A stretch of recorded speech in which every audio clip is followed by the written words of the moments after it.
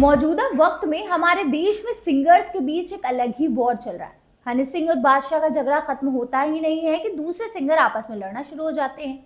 इसी कड़ी में अब एक नया वॉर शुरू हुआ है म्यूजिक कंपोजर और सिंगर के बीच में। क्या है पूरा मामला, चलिए आपको डिटेल में बताते हैं। हाय, मेरा नाम आमिना है और आप देख रहे हैं आपकी खबर। कोल्डप्ले के बारे में आप यकीनन जानते होंगे। पूरी दुनिया भर में मशहूर ये एक यूनिक म्यूजिकल बैंड है। इसकी पॉपुलैरिटी दुनिया के हर एक कोने में है। अभी हाल ही में कोल्डप्ले ने मुंबई में अपना कॉन्सर्ट किया। ये कॉन्सर्ट कई चीजों को लेकर चर्चा में रहा। मतलब इस बैंड के लीड सिंगर क्रिस मार्टिन ने जय श्री राम का नारा लगाया। लगभग 200 सालों तक भारत पर हुकूमत के दौरान अंग्रेजों ने जो यहाँ के लोगों पर जुल्म ढाए, उसके लिए क्रिस मार्टिन ने माफी तक मांगी। खैर, इन सब के अलावा कोल्डप्ले का ये कॉन्सर्ट एक और खास बात को लेकर भी चर्चा में रहा और अब ये चर्चा कंट्रोवर्सी में बदल चुकी है।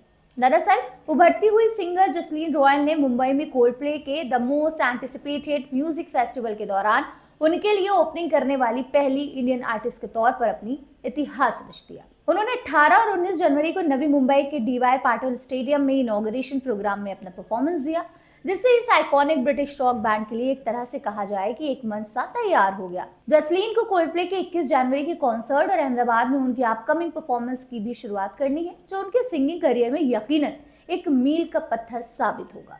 उनकी मौजूदगी ने इस ग्लोबल बैंड की परफॉर्मेंस में एक इंडियन टच जोड़ा, लेकिन उनके परफॉर्मेंस पर लोगों ने अपने मिले जुले रिएक्शंस दिए।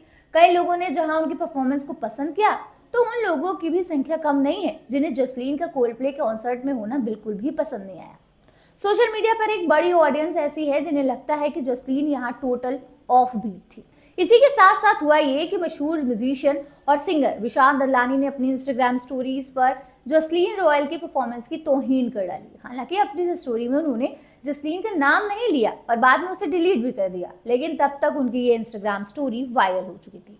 इस स्टोरी में उन्होंने लिखा था कि मुझे वाकई रिग्रेट है, लेकिन जब आप एक ऑर्डिनरी से लेकर एक वाहियात सिंगर को बड़ी स्टेज पर भीड़ के सामने रखते हैं, तो आप बस इतना ही कर रहे हैं होते हैं कि ज्यादा से ज्यादा लोगों को ये दिखाया जाता है कि वो शख्स वास्तव में गा नहीं सकता। और दुख की बात है कि हमारे इंडिया में एक से बढ़कर एक सिंगिंग टैलेंट पर्सनालिटीज के होने के बावजूद भी उन्हें मौका ना देकर एक बेसलेस सिंगर को स्टेज पर खड़ा कर दिया गया।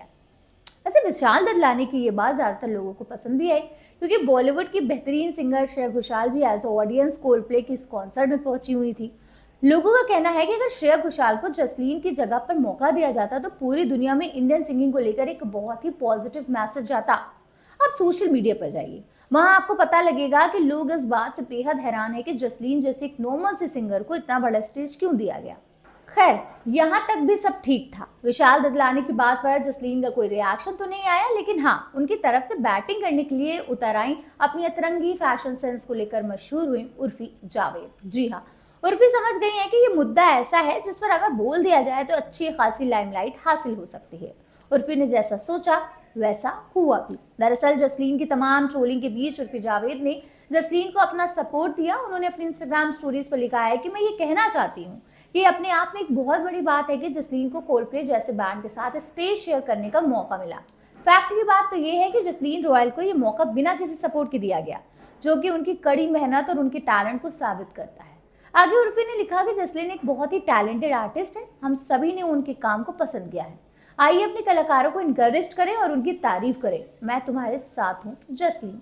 यकीनन उनका ये इशारा विशाल ददलानी पर था, लेकिन सवाल ये खड़ा हो रहा है कि क्या आप उर्फी जावेद जैसे लोग विशाल ददलानी को सिंगिंग टैलेंट पर ज्ञान देंगे।